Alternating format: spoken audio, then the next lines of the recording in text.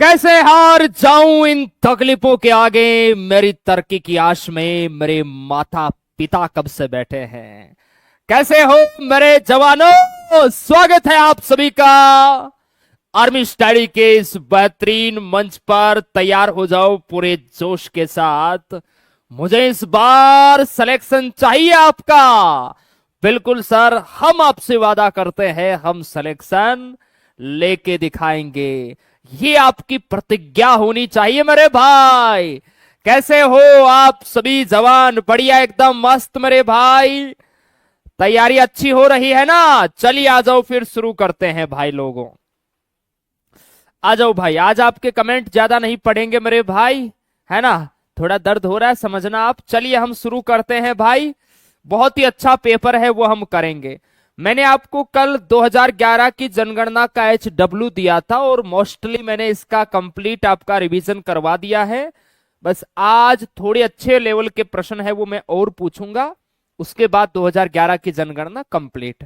फिर कोई नया टॉपिक लेंगे या तो स्पोर्ट्स का लेंगे, ठीक है? कुल जनसंख्या मैंने पूछी 121.08 या 05 करोड़, ये 2011 के अकॉर्डिंग है। ग्रामीण जनसंख्या का प्रतिशत कितना है मेरे भाई? 2011 की जनगणना के अनुसार 68.8। शहरी और नगरीय जनसंख्या का प्रतिशत 31.2। और पुरुष जनसंख्या का प्रतिशत कितना है मेरे लल्ला? ध्यान रखना, 51.47। और महिला जनसंख्या का प्रतिशत 48.53। यह आपको ध्यान रखना है, क्योंकि डाटा भी पूछ लिया जाता है। TCS एग्जाम लेगी ना तो वो अच्छे लेवल के प्रश्न पूछती है। चलिए भाई, अब शुरुआत करते हैं अच्छे बेहतरीन प्रश्नों के साथ। देखेंगे किसकी बाजुओं में कितना है दम। चलिए, हिंदू मंदिर हिंगलाज माता और कटास राज ये भारत के किस पड़ोसी देश में है? हिंगलाज माता का मंदिर बताओ भाई। ये हिंदू मंदिर है जो कि हमारे कौन से पड़ोसी देश के अंदर है, ये आपको बताना है भाई। अच्छा प्रश्न है आपके एग्जाम के लिए। हाँ जी, तो यहां पर आपका राइट आंसर होगा, जितने भी हमारे प्यारे भाई पाकिस्तान बता रहे हैं वो ठीक बता रहे हैं। पाकिस्तान, ऑप्शन सी ठीक होगा। देखिए, पाकिस्तान की हम बात करें मेरे भाई, तो आप सभी को ध्यान रखना है, भारत के 3 राज्यों वह 2 केंद्र शासित प्रदेश के साथ ये अपनी सीमा साझा करता है। यहां पर बैठा है पाकिस्तान। हमारी BSF मेरे भाई भारत और पाकिस्तान के बॉर्डर पे रहती है। तो 2 तो आपके देखिए केंद्र शासित प्रदेश है, एक तो लद्दाख है, एक जम्मू कश्मीर। राज्यों की बात करें, पंजाब, राजस्थान, गुजरात। सबसे ज्यादा बॉर्डर पाकिस्तान का राजस्थान के साथ लगता है। राजधानी इस्लामाबाद है। मुद्रा पाकिस्तानी रुपया है। भाषा मेरे भाई उर्दू और अंग्रेजी है। यहाँ की पार्लियामेंट नेशनल असेंबली है। पाकिस्तान का राष्ट्रीय खेल फील्ड हॉकी है, जिसमें 11 खिलाड़ी होते हैं। प्रमुख नदियों की बात करें तो पाकिस्तान की सबसे लंबी नदी मेरे भाई सिंधु है। इसके अलावा व्यास, रावी, झेलम, चिनाब ये नदियां भी यहां बहती है मेरे भाई। चलिए नेक्स्ट है, कौन सा राष्ट्रीय उद्यान मध्य प्रदेश में है? मध्य प्रदेश जिसे भारत का दिल कहा जाता है, बताओ भाई कौन सा है? फटाफट आंसर करो, किसी का भी गलत नहीं होना चाहिए। बताओ मेरे भाई।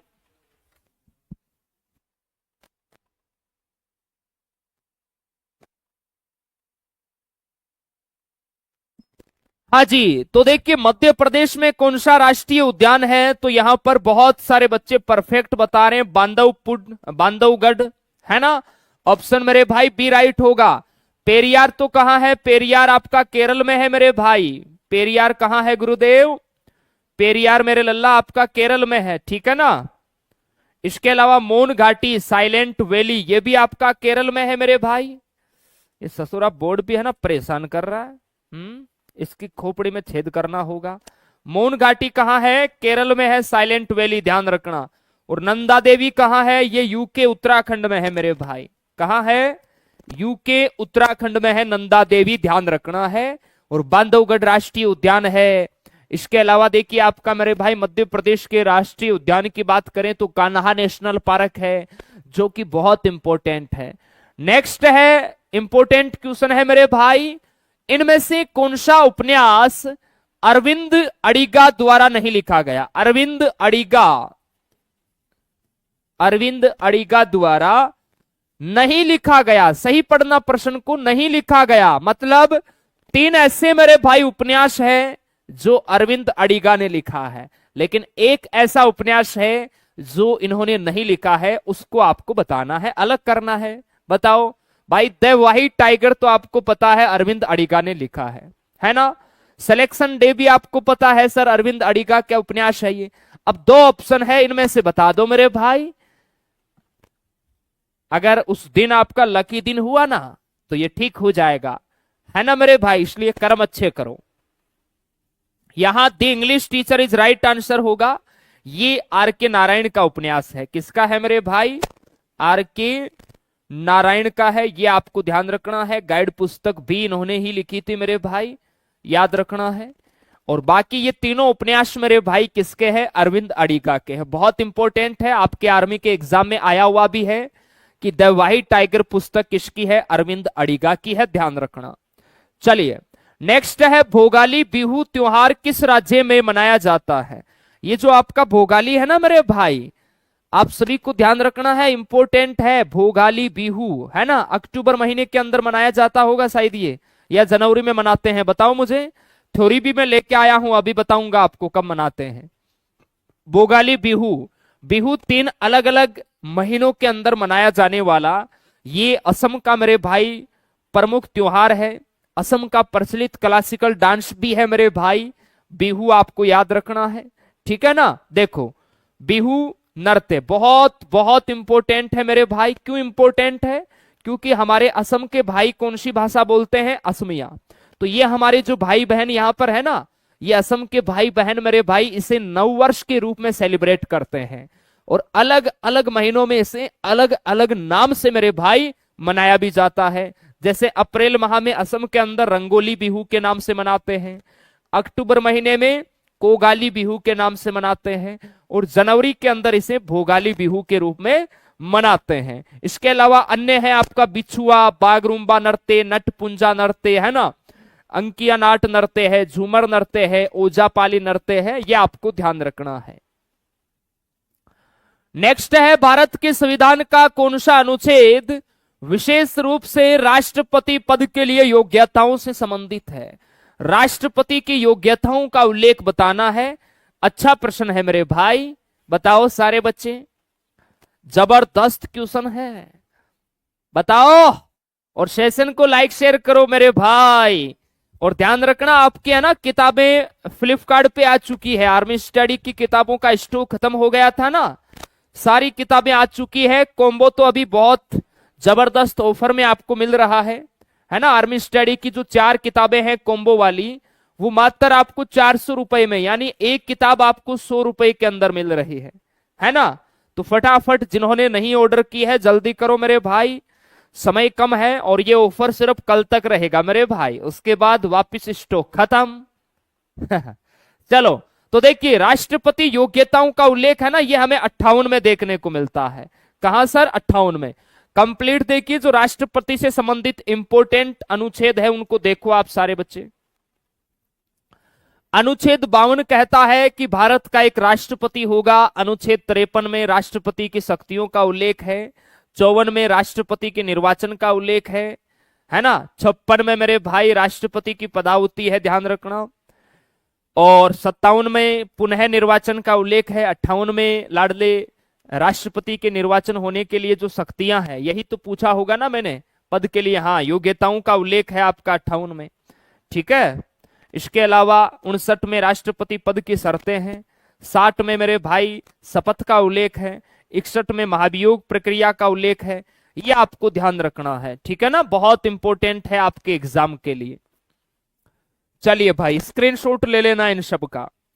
आगे चलते हैं। 72 में क्या है? समाधान की शक्ति का प्रावधान है राष्ट्रपति के पास।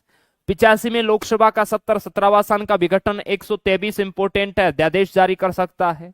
143 में सुप्रीम कोर्ट से राष्ट्रपति द्वारा किसी भी मामले पर सलाह है वो ली जाती है। ये आपको ध्यान रखना है। आर्टिकल है ना, बहुत इंपॉर्टेंट है यार, मेरे को लग रहा है अब आर्टिकल ही शुरू करने होंगे। आज जनगणना तो आपकी मैं कंप्लीट करवा दूंगा रिवीजन। मैंने मुख्यमंत्री राज्यपाल कंप्लीट करवा दिए हैं डेली आपसे 5-5 प्रश्न पूछ के, है ना। आज ये जनगणना लास्ट है जो इंपॉर्टेंट है आपके एग्जाम के लिए। आज आप लोगों को कमेंट करके बताना है, मैं देखूंगा सबसे ज्यादा कमेंट जिस टॉपिक का आएगा उसी का फिर हम कल से रिवीजन शुरू करेंगे। या तो स्पोर्ट्स का करना है या फिर आर्टिकल्स का करना है, आप लोग बता देना। मैं डेली आपको होमवर्क दूंगा और फिर डेली अगले दिन उनके बारे में आपको बता दूंगा, ठीक है मेरे भाई। चलिए, 2011 की जनगणना के अनुसार भारत का कुल लिंगानुपात कितना है? तो भारत का मेरे भाई 943 है। लिंगानुपात का अर्थ होता है प्रति 1000 पुरुषों पर महिलाओं की संख्या मेरे भाई, ठीक है। और ये मेरा लास्ट आपसे 2011 की जनगणना का होमवर्क रहेगा, ये मैंने आपकी कंप्लीट करवा दी है। सर्वाधिक मुस्लिम जनसंख्या प्रतिशत वाला राज्य, न्यूनतम मुस्लिम जनसंख्या प्रतिशत वाला राज्य, सर्वाधिक मुस्लिम जनसंख्या वाला केंद्र शासित प्रदेश, सर्वाधिक हिंदू जनसंख्या प्रतिशत वाला राज्य, ठीक है। इनके आंसर बता देना, ये आपके कंप्लीट है, स्क्रीनशॉट ले लो इसका।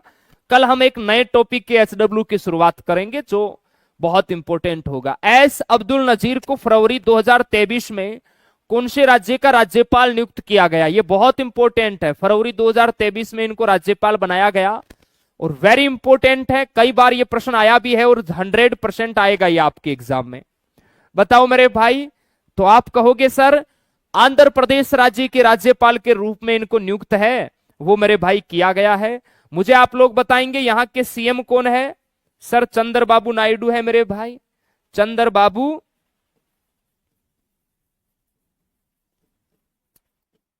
नायडू, ठीक है मेरे भाई, एकदम सर क्लियर है। चलिए, 1950 में भारत के प्रथम गणतंत्र दिवस के मुख्य अतिथि मेरे भाई कौन थे? आपको पता है भारत गणतंत्र कब हुआ था? 1950 में हुआ था और भारत ने अपना पहला गणतंत्र दिवस है वो मेरे भाई मनाया था। उस समय भारत के मुख्य अतिथि कौन थे ये आपको बताना है। और मुझे आप लोग बताएंगे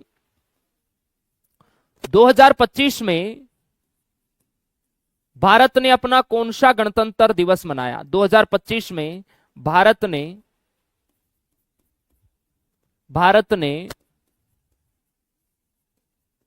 कौन सा गणतंत्र दिवस है ये मनाया? बताओ मेरे भाई। और 2025 के अंदर भारत के मेरे भाई गणतंत्र दिवस के मुख्य अतिथि है वो कौन थे? बता दो, फटाफट बता दो, इसका आंसर बताओ। ये तो मैं आपको बोल के बता दूंगा। और इसका आंसर होगा मेरे भाई, उस समय इंडोनेशिया के राष्ट्रपति थे आपके सुकर्णो। ये 1950 में भारत के पहले गणतंत्र दिवस के मुख्य अतिथि थे।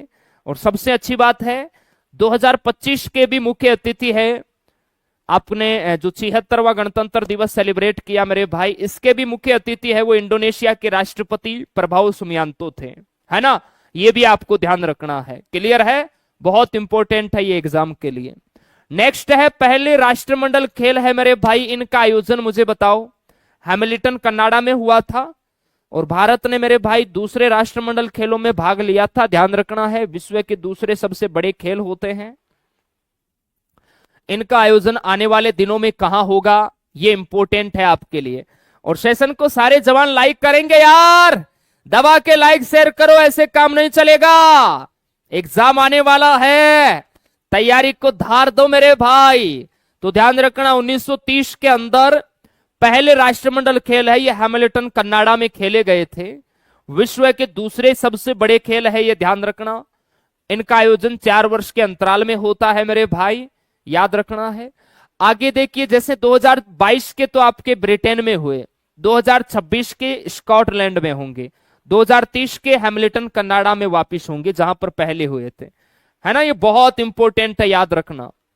चलिए नेक्स्ट है अंतरराष्ट्रीय श्रम संगठन ILO का मुख्यालय बताना है। ILO का मुख्यालय आप सभी जवानों को बताना है। बहुत अच्छा शानदार प्रश्न है आपके एग्जाम के लिए। बुक मेरे भाई फ्लिपकार्ट पे मिलेगी, है ना। जिस भाई को लेना है जल्दी लेना, क्योंकि अभी लोगे तभी फायदा है, बाद में तो कोई फायदा ही नहीं है। चलिए, अंतरराष्ट्रीय श्रम संगठन मेरे भाई कहां है? जेनेवा के अंदर है मेरे भाई। चलिए, अंतर्राष्ट्रीय श्रम संगठन आईएलओ स्थापना 1919 में हुई, मुख्यालय जेनेवा में है। वर्ल्ड बैंक की स्थापना 1944 में हुई, हेडक्वार्टर वाशिंगटन डीसी में है। अंतर्राष्ट्रीय मुद्रा कोष देखिए आईएमएफ, इसकी स्थापना 1944 में हुई, लेकिन इसने अपना काम शुरू है ये 1945 में किया। तो कभी कभार ये प्रश्न आता है कि अंतर्राष्ट्रीय मुद्रा कोष की स्थापना कब हुई, ऑप्शन में 1944 आता ही नहीं है, तो फिर आपको 1945 करना होगा। और भारत भी इसका सदस्य 1945 में बना था। वाशिंगटन डीसी में इसका हेडक्वार्टर है। विश्व स्वास्थ्य संगठन की स्थापना 7 अप्रैल 1948 में हुई, इसका हेडक्वार्टर भी आपका जेनेवा में है। खाद्य कृषि संगठन एफएओ स्थापना 1945, मुख्यालय रोम इटली में है। विश्व बौद्धिक संपदा का स्थापना 1967 में हुई, मुख्यालय जेनेवा में है। अंतर्राष्ट्रीय परमाणु ऊर्जा अभिकरण, इसकी स्थापना 1957 में हुई, मुख्यालय आपका वियन्ना ऑस्ट्रिया में है। ओपेक का मुख्यालय भी वियन्ना में है। चलिए, महात्मा गांधी श्रृंखला के 20 रुपए के नोट पर मुझे बताओ किसकी तस्वीर है। अरे 20 रुपए लेके कहां जाना है मेरे भाई, बताओ। मैंने बताया था ना 20 रुपए लेके महाराष्ट्र जाना है और एलोरा की गुफाएं हैं वो देख के आपको आना है ना मेरे भाई। चलिए, 10 रुपए पर कोणार्क का सूर्य मंदिर है जो कि उड़ीसा में है। 20 रुपए पर एलोरा की गुफाएं हैं जो महाराष्ट्र पे है। 50 रुपए पर हम्पी का रथ है। 100 रुपए पर रानी का वाव है। 200 रुपए पर सांची का स्तूप है। 500 पे लाल का किला है। ये ध्यान रखना, यहां से प्रश्न मेरे भाई आता है। नेक्स्ट है ओएसआई का पूरा नाम बता दो भाई। ओएसआई का पूरा नाम है ये क्या होगा? चलो, ये एक प्रश्न आपको आज मैं गृह कार्य के लिए दे दूं मेरे भाई, बताओ। दे दूं या बताओगे? सर दे दो, ये लो, बहुत दिन हो गया, बता देना मेरे भाई इसका फुल फॉर्म क्या होगा। कल मैं इसका सही आंसर भी आपको बता दूंगा। ये कुछ और इंपॉर्टेंट फुल फॉर्म है मेरे भाई, जिनका स्क्रीनशॉट ले लो मेरे भाई, है ना। फटाफट इसका स्क्रीनशॉट लेके याद कर लेना। यूएनओ, यूनाइटेड नेशंस ऑर्गेनाइजेशन, है ना। NATO, north Atlantic territory organisation. WTO, world trade organisation. WHO, world health organisation. GATT, general agreement trade and tariff. IFC, international finance corporation. UNESCO, united nations education, scientific and cultural organisation. UNICEF की united nation international child emergency fund. चलिए, भारत के प्रथम governor general बताओ भाई।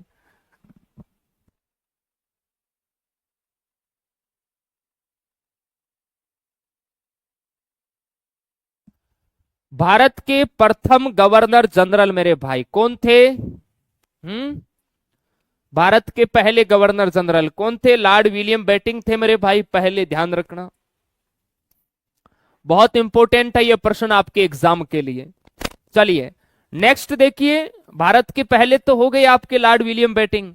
Lord Canning कौन थे? ये भारत के अंतिम गवर्नर जनरल थे तथा भारत के प्रथम वाइसराय, क्योंकि 1858 के अधिनियम में जो गवर्नर जनरल का पद हुआ करता था ना, उसका नाम बदल दिया गया था, वाइसराय कर दिया था। तो उस समय लॉर्ड कैनिंग थे, तो ये भारत के अंतिम गवर्नर जनरल बन गए, है ना। और प्रथम वाइसराय इन्हीं को मिला मेरे भाई ये पद। लॉर्ड माउंटबेटन ये भारत के अंतिम वाइसराय तथा स्वतंत्र भारत के प्रथम गवर्नर जनरल थे। श्री राजगोपालाचारी स्वतंत्र भारत के पहले भारतीय गवर्नर जनरल है। श्री राजगोपालाचारी याद रखना है।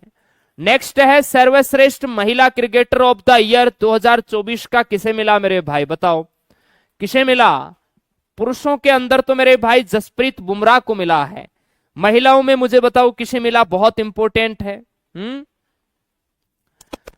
बुमराह को मिला है। पुरुषों के अंदर तो मेरे भाई क्रिकेट ऑफ द ईयर है 2024। और महिलाओं में मिला स्मृति मंदाना को। किसे मिला सर? स्मृति मंदाना को मिला। इजराइल देश की मुद्रा बताओ मुझे। इजराइल देश की मुद्रा आप सभी को बताना है, फटाफट इसका आंसर बताओ मेरे भाई, आंसर आने दो।